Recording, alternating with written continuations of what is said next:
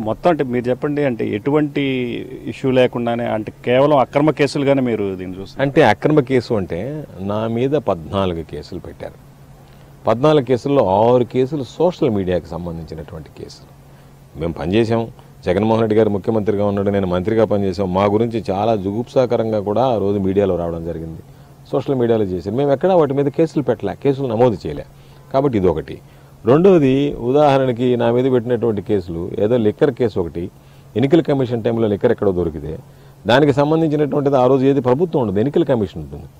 ఎన్నికల కమిషన్ నమోదు చేసి ఆ తర్వాత ఈ ప్రభుత్వం అధికారంలోకి వచ్చిన తర్వాత ఈ ప్రభుత్వ పరిపాలనలో అధికారులు ఛార్జ్షీట్ ఫైల్ చేస్తే సంవత్సరం రోజుల తర్వాత ఆ కేసు రీఓపెన్ చేసి నన్ను దాంట్లో దోషిగా తెచ్చేదానికి ఏదన్నా ఆధారం ఉందా అంటే ఎవడో కన్ఫెషన్, ఎవడో ఇచ్చినటువంటి తెలుగుదేశం పార్టీ నాయకుడు ఒకటి ఇచ్చినటువంటి ఒక కన్ఫెషన్ స్టేట్మెంట్, వాడు ఇచ్చినటువంటి దాని మీద నన్ను పెట్టి 2 కేసులు పెట్టడం జరిగింది.